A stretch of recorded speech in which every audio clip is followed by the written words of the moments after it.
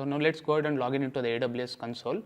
If you don't have a AWS account, go ahead and create it by signing up to the AWS. You will be getting a free account for 1 year with few of the services which will be free in the free tier usage. So here you can see that first what will be going in the search bar, I will be typing it as AWS IoT and click on AWS IoT Core. So this is the screen of the AWS IoT. So here in the left hand side you need to actually click on the manage option, and under that there is option called as things. So go ahead and click on that one. So once you go to the things, you will see it will be empty in the first time. So thing is a representation or a record of your physical device, that is your Raspberry Pi, and every Raspberry Pi or any device needs to have an AWS thing to interact with the AWS IoT. So I am going ahead and creating the first thing. So click on create simple thing and give a name to the thing. So I will be calling this as plant1_thing, and let the other options remain the same. So this is not a shadow thing, no, it's not a device shadow. So we are selecting it, we'll just be retaining it as no shadow and clicking on the next button. So and here we'll be getting option to auto generate a new certificate. So go ahead and keep this selected and click on next. And next it will ask us to create a policy, which is AWS IoT policy. So this policy is something which is needed, and this policy is what defines the permissions for the users who will be interacting with the AWS IoT. So we'll be configuring to send the messages from the Raspberry Pi, that is the temperature, humidity and moisture values, to the Raspberry Pi IoT. So this permission defines that Raspberry Pi has permissions to send the message and also to read the messages from the topic. So by default, once you create a AWS IoT thing, it will also create the policy. It will create the policy with the same name. So you can go ahead and select this policy and click on create thing. Next you will be getting to download this certificate. There are 3 certificates, that is the device certificate, and there is a root certificate, and also the private key and public key. These are very important files which will be available only once to download in the beginning when you create everything actually. Means like for each of the thing which you create, there will be unique certificates which are available. So make sure to download it in the beginning itself, because later you will not be able to download it, or you will not be able to fetch that certificates if you miss to download it. So here we need the Amazon Trust Service Endpoint, that is the CA1, and the private key and the device certificate. These are the 3 main things which we'll be using to interact from the Raspberry Pi to the AWS IoT. So now I will we are done with the creation of the thing. So now let's go ahead and create the AWS IoT rules. For that, in the left hand side you can see there is an option called as Act. Click on it and then click on the rules. So here you can see that previously I had created a rule. So we'll create a new rule now. So click on rule, and let's give this rule name as plant1_thing_rule. So rules are something which will allow to communicate between the AWS services. Here we will be communicating from the messages which are coming into the AWS IoT topic needs to be sent to the DynamoDB to save inside that one. So we will be using this rule which will allow to read the messages from the topic and to send to AWS DynamoDB. So I will give the topic name as plant1_topic and set the action. So click on select action and select the first option, that is insert a message into a DynamoDB table, and click on configure action. So next it will ask you to choose a DynamoDB to store the values, that is the temperature, humidity and the moisture sensor values. So here if there is a table which are available, it will show. Otherwise we'll have to go ahead and create a new resource. Since we are starting it newly, we don't have any DynamoDB table. So let's go ahead and click on create a new resource to create a DynamoDB table. Okay, so what is DynamoDB? DynamoDB is a fully managed NoSQL database. It has the key value features along with document database structures which allow for high performance at any scale. It is also multi-region, multi-active, durable database which has features like inbuilt security, backup, restore, and also it has inbuilt caching for the internet scale applications. Let's click on create table, and I will be giving the table name as plant1_info_db. So after you enter the table name, it will ask you to enter the primary key, which is a mandatory key, which needs to be defined when we are creating the table. What is primary key? So primary key is used for uniquely identifying a particular row in the database. So we'll be giving this primary key as time. So here we'll be also capturing the time when we read the sensor values, and we'll be setting the primary key as time, so because the time will be unique one. And let's also add a sort key. So in the sort key I will give it as temperature, and let's go ahead and create the table. So it will take few seconds for the table to get created. So once the table is created, you can click on the items in the option, and you can see there are two columns here. One is time and the other is the temperature. So now it is time for us to go ahead and copy the certificates which we got downloaded from after we created the thing. We got the certificate and the key files. We need to copy it to the Raspberry Pi and then run the program which will fetch the sensor values, that is the temperature, humidity and moisture values, and which will sense, and it will basically read the values. Basically it will read the values and send it to the AWS topic. Once the message comes to the AWS topic, the rule which we have set up will get activated, and the messages which are coming in the topic will be saved into this DynamoDB table.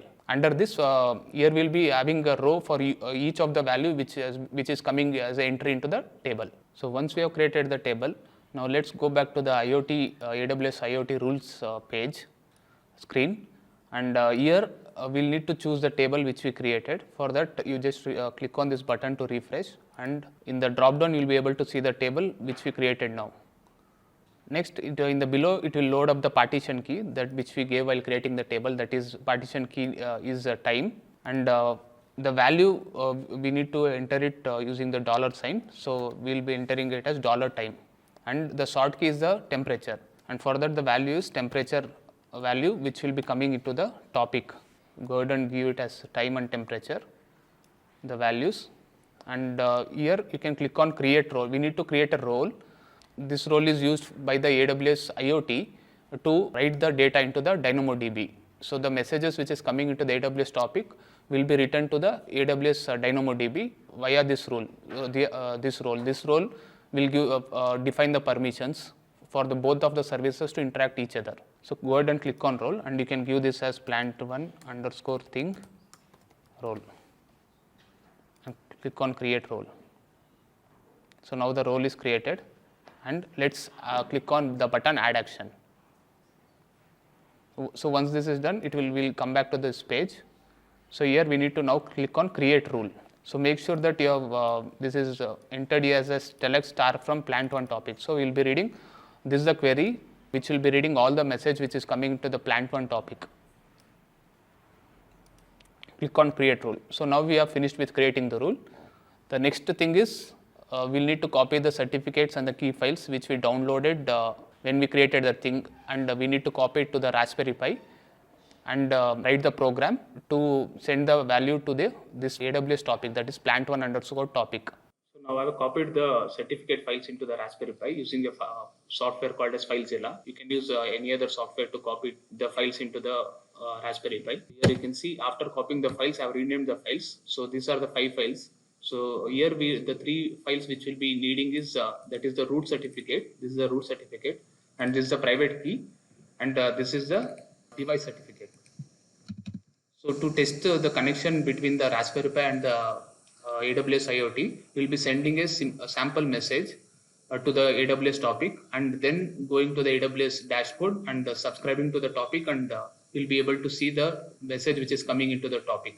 For that one, if you remember, we have downloaded the repository, the AWS IoT SDK Python device SDK Python repository. In that, it has a few of the sample programs which are provided to send the messages to the topic.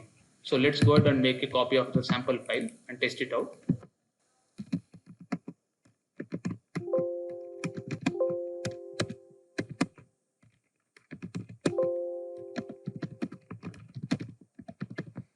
Using copy command.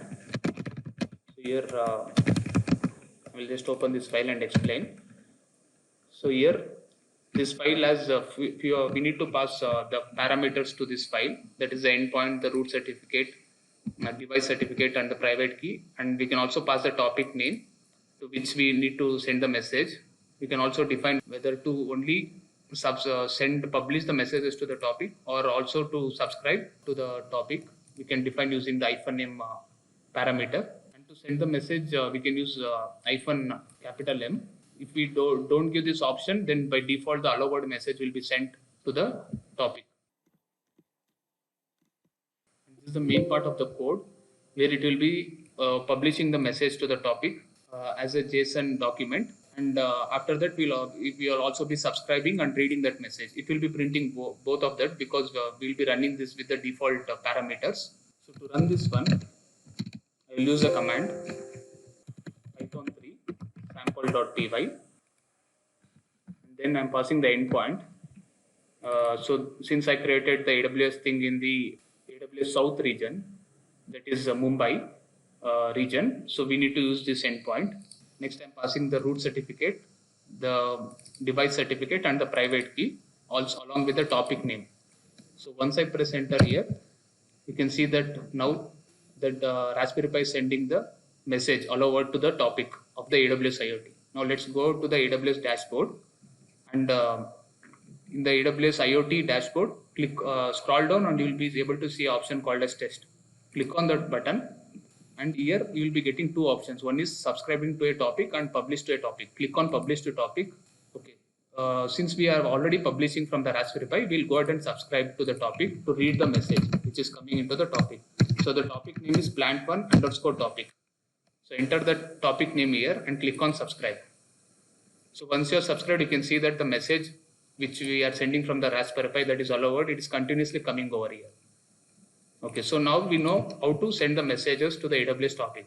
So it's now time to send the sensor values, that is the temperature, humidity, and soil moisture values to the AWS IoT from the Raspberry Pi. Okay, so now it's time to make a copy of the sample file which we created, and we'll be adding the logic to read the temperature, humidity, and moisture values, and sending it to the topic, which will in turn store it into the DynamoDB using the AWS IoT role. So let me make a copy of the sample file. I will call it as plant.py, and we'll edit this file. So now in the beginning here, we need to, for this sample file, we need to add the Adafruit library to read the Adafruit library. The temperature sensor, temperature and humidity values we will be reading from the Adafruit library. I will also add the import board and import GPIO library. So once I have added this one, next I will go ahead and define a function to read the soil moisture value. So if you remember that we had created the function earlier while we tested the soil moisture sensor. So I will go ahead and use the same function. So here I have created the function now. Now next is we need to go ahead and call this function. So this is the logic which is there, where it will be publishing the message to the topic. So here we need to add the temperature, humidity, and the sensor values to this message and create a JSON document and publish it to the AWS IoT topic. So for this one, I will retain this code actually to publish the message to the topic and all. So let me override this with the updated code.